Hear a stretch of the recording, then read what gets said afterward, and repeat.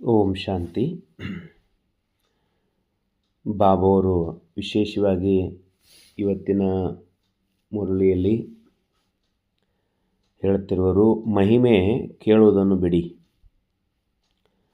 ಮಹಾನರಾಗಿರಿ.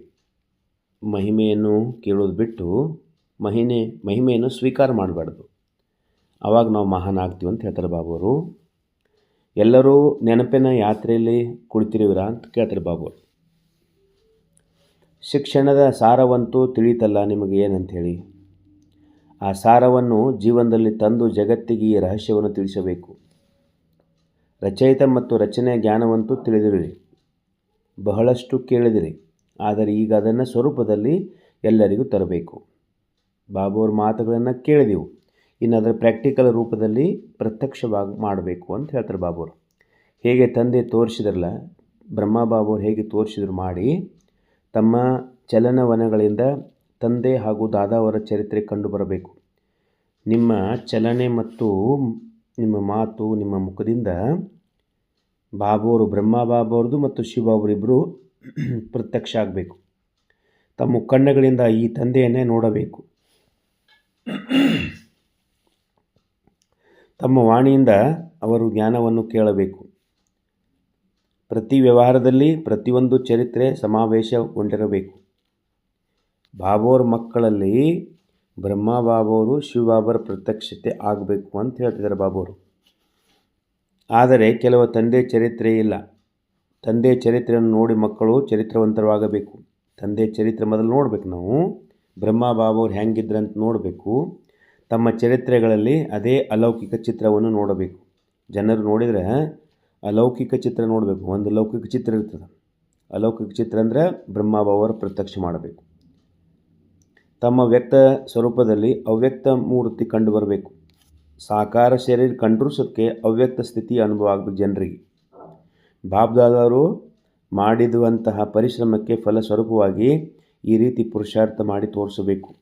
ಬಾಬಾವ್ರು ನಮ್ಮ ಮಕ್ಕಳ ಮ್ಯಾಗ ಏನು ಪರಿಶ್ರಮ ಮಾಡ್ತಾರಲ್ಲ, ಅದರ ಪ್ರತ್ಯಕ್ಷ ಫಲ ಕಾಣಬೇಕು ಅಂತ ಹೇಳ್ತಾರೆ ಬಾಬಾವ್ರು. ಹೇಗೆ ಕೆಲವು ಮಕ್ಕಳು ಅಜ್ಞಾನ ಕಾಲದಲ್ಲಿ ತಂದೆ ಕಂಡು ಬರುತ್ತಾರೆ. ಹೆಂಗೆ ಲೌಕಿಕದಲ್ಲಿ ಹೇಳ್ತಾರಲ್ಲ, ಒಬ್ಬ ತಂದೆ ಮತ್ತು ಮಗ, ಭಾಳ ಜನ ಏನು ಹೇಳ್ತಾರೆ, ಈ ಮಗ ತಂದೆ ಅದನಂತ ಹೇಳ್ತಾರೆ. ಆಗ ಅವರ ನಡೆ ನುಡಿಯು ತಂದೆಯಂತೆ ಎಂದು ಅನುಭವ ಆಗ್ತದೆ. ಇವ್ರ ಮಗ ನೋಡ್ರಿ ಅವ್ರು ಹಾಗಿದ್ದಾನಂತ ಹೇಳ್ತಾರೆ. ಅದೇ ರೀತಿ ಅನ್ಯನ್ಯ ಮಕ್ಕಳಿಂದ ತಂದೆ ಗುಣ ಪ್ರತ್ಯಕ್ಷವಾಗಬೇಕು.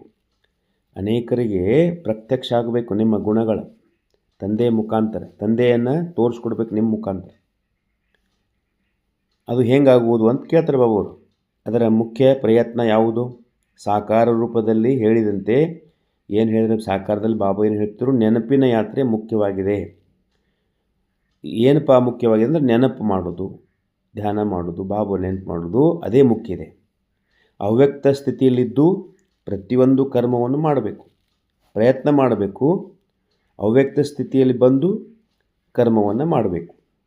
ಈಗಂತೂ ಮಕ್ಕಳಿಗೆ ಬಹಳಷ್ಟು ಎದುರಿಸಬೇಕಾಗುತ್ತದೆ. ಆದರೆ ಬಾಬಾವ್ರಿಗೀಗ ಭಾಳ ಎದುರಿಸಬೇಕಾಗ್ತದೆ ಮಕ್ಕಳಿಗೆ.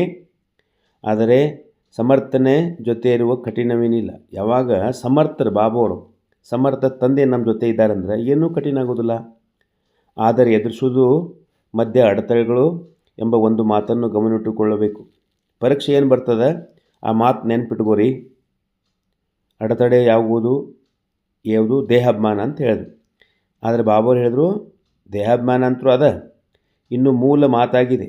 ಆದರೆ ಮಧ್ಯದಲ್ಲಿ ಕಾಮನೆ ಅಂದರೆ ನಮ್ಮ ಇಚ್ಛೆಗಳು ವಿಘ್ನ ಹಾಕುವವು.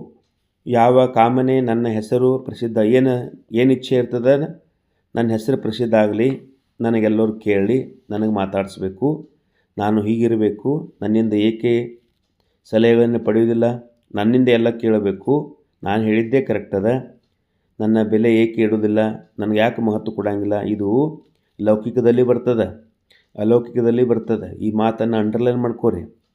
ಬಾಬಾರು ಮಾಡಿಸ್ಲಾಕಿದ್ದಾರೆ, ನಾವೇನು ಮಾಡೋರಲ್ಲ. ಅದಕ್ಕೆ ನೆನ್ಪಿಟ್ಕೋರಿ, ನಂದು ಹೆಸರು ಬರಲಿ ಅಂಥೇಳಿ ಸೇವೆ ಮಾಡಬೇಡ್ರಿ ಅಂತ ಹೇಳಿದ್ರೆ ಬಾಬಾವರು. ಈ ಅನೇಕ ಪ್ರಕಾರದ ಇಚ್ಛೆಗಳು, ಕಾಮನೆಗಳು ವಿಘ್ನ ರೂಪದಲ್ಲಿ ಬರುವವು. ನನಗೆ ಯಾವ ಕಾಮನೆಗಳು ಇಲ್ಲವೆಂಬುದನ್ನು ನೆನಪಿಟ್ಟುಕೊಂಡು ಏನು ಮಾಡಿರಿ, ಸೇವೆ ಮಾಡಿರಿ. ಒಂದು ವೇಳೆ ಕಾಮನೆ ಇದ್ದರೆ ಎದುರಿಸ್ಲಿಕ್ಕಾಗೋದಿಲ್ಲ. ಯಾಕಂದ್ರೆ ಇಚ್ಛೆಗಳಿದ್ದು ಅಂದ್ರೆ ಆ ಪರಿಸ್ಥಿತಿ ನಾವು ಎದುರಿಸ್ಲಿಕ್ಕಾಗೋದಿಲ್ಲ. ಮತ್ತು ಅವ್ಯಕ್ತ ರೂಪದಲ್ಲಿ ಮಹಾನರಾಗುವ ಒಂದು ಮಾತನ್ನು ಧಾರಣೆ ಮಾಡಿರಿ. ಅವ್ಯಕ್ತ ರೂಪದಲ್ಲಿ ಬಹಳ ನಾವು ಧಾರಣೆ ಮಾಡ್ಕೊಂಡು ಬಾಬಾವ್ರ ಪ್ರತ್ಯಕ್ಷ ಮಾಡ್ಬೇಕಂದ್ರೆ ಬೇಗ ನಾವು ಅವ್ಯಕ್ತ ಸ್ಥಿತಿಯಲ್ಲಿ ಸ್ಥಿತರಾಗೋರಿ. ಯಾವ ಮಾತಂತ ಕೇಳ್ತಾರೆ ಬಾಬಾವರು, ನಾವೀಗ ಅತಿಥಿಗಳಾಗಿದ್ದೇವೆ. ನಾವು ಈ ಭೂಮಿಯಲ್ಲಿ ಅತಿಥಿಗಳಾಗಿದ್ದೇವೆ. ಏಕೆಂದರೆ ತಾವೆಲ್ಲರೂ ಸಹ ಸೂಕ್ಷ್ಮೋತನದ ಮುಖಾಂತರವೇ ಮನೆಗೆ ಹೋಗಬೇಕು. ಪರಮಧಾಮಕ್ಕೆ ಹೋಗ್ಬೇಕಂದ್ರೆ ಮೊದಲು ಸೂಕ್ಷ್ಮೋತನಕ್ಕೆ ಹೋಗಬೇಕು, ನಂತರ ಪರಮಧಾಮಕ್ಕೆ ಹೋಗಬೇಕು. ನಾವು ಅತಿಥಿಗಳಾಗಿದ್ದೇವೆ ಎಂಬುದನ್ನು ನೆನಪಿಟ್ಟುಕೊಳ್ಳಿ. ಮಹಾನ ಸ್ಥಿತಿಯಲ್ಲಿ ಸ್ಥಿತರಾಗಿರಿ. ಅತಿಥಿಗೆ ಬದಲಾಗಿ ಒಂದು ಶಬ್ದವನ್ನು ಅಂತರವಾಗ್ತದೆ. ಅತಿಥಿ ಒಂದು ಶಬ್ದ ಅಂತರ ಏನು ಮಾಡ್ತೀರಿ, ಅದರಿಂದ ನಿಮ್ಮ ಸ್ಥಿತಿ ಇಳಿಕೆ ಆಗ್ತದೆ. ಇಳಿತಾ ಬರ್ತೀರಿ, ಸ್ಥಿತಿ ಹೆಚ್ಚಾಗೋದಿಲ್ಲ. ಅದ್ಯಾವ ಶಬ್ದ ಬಾಬಾವ್ರು ಕೇಳ್ತಾರೆ, ಅತಿಥಿ ಎಂಬ ತಿಳಿದುಕೊಳ್ಳಬೇಕು, ಆದರೆ ಮಹಿಮೆಯಲ್ಲಿ ಬರಬಾರದು. ಯಾರು ನಮ್ಮ ಮಹಿಮೆ ಮಾಡಿದರೆ ಭಾಳ ಖುಷಿಯಾಗಿಬಿಡೋದು ಇಲ್ಲ. ಒಂದು ವೇಳೆ ಮಹಿಮೆ ಬಂದರೆ ಅತಿಥಿ ಎಂದು ತಿಳಿಯುವುದಿಲ್ಲ. ನೀವು ಮಹಿಮೆಗೊಳಗೆ ಹೋದ್ರಿ ಅಂದ್ರೆ ನಾ ಅತಿಥಿ ಅಂತ ತಿಳ್ಕೊಳ್ಳೋದಿಲ್ಲ. ಅದಕ್ಕೆ ಬಾಬಾವ್ರು ಹೇಳಿದ್ರು, ಅತಿಥಿ ಅಂತ ತಿಳಿದರೆ ಮಹಾನ್ ಆಗುವ್ರಿ. ಅತಿಥಿ ಅಂತ ಈ ಶಬ್ದ ನೆನಪಿಟ್ಕೊಂಡ್ರೆ ನೀವು ಮಹಾನ್ ಆಗ್ತೀರಿ. ಸ್ವಲ್ಪ ಅಂತರ ಏನದ ಅಂತರ ಏನದ, ಮೆಹಮಾನ್ ಮತ್ತು ಮಹಿಮಾ ಅದು ಒಂದೇ ಶಬ್ದ ಅರ್ಥದ. ಆದರೆ ಸ್ವಲ್ಪ ಅಂತರವು ಸಹ ಅವಸ್ಥೆಯನ್ನು ಬಹಳ ಏರಿಳಿತದಲ್ಲಿ ತರುತ್ತದೆ. ಸ್ವಲ್ಪ ಏನಾದರೂ ಇಚ್ಛೆ ಬತ್ತು ನಮ್ಮ ಸ್ಥಿತಿ ಹೆಚ್ಚು ಕಡಿಮೆ ಆಗ್ತದೆ ಅಂತ ಹೇಳ್ತಾರೆ ಬಾಬಾವ್ರು ಹೇಳ್ತಾರೆ. ಮುಂದೆ ತಾವು ಎಲ್ಲರೂ ಯಾವ ಜ್ಞಾನವನ್ನು ಕೊಡ್ತೀರಿ ಎಲ್ಲರಿಗೆ? ಬಾಬಾವ್ರು ಹೇಳಿದ್ರು, ತ್ರಿಮೂರ್ತಿ ಜ್ಞಾನವನ್ನು ನೀವು ಕೊಡುತ್ತೀರಲ್ಲ, ಹಾಗೆಯೇ ತಮ್ಮ ಬಳಿಯೂ 3 ಮಾತುಗಳು ಜ್ಞಾನವಿರಲಿ. ನಿಮ್ಮಂತ್ಯಕ್ಕೆ 3 ಮಾತು ನೆನಪಿರಲಿ. ಯಾವ 3 ಮಾತು? ಆಗ ಸ್ವರೂಪದಲ್ಲಿ ಸ್ಥಿತವಾಗಿರಿ.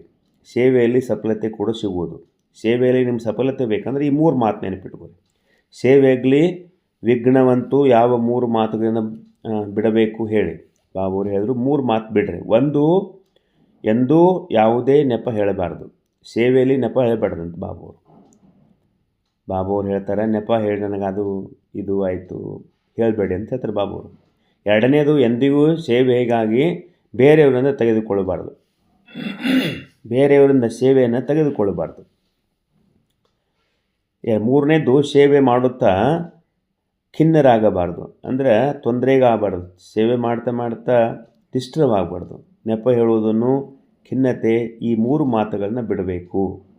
ಮತ್ತು ಬಾಬಾವರು ಯಾವ 3 ಮಾತುಗಳನ್ನ ಧಾರಣೆ ಮಾಡಿಕೊಳ್ಳಬೇಕು?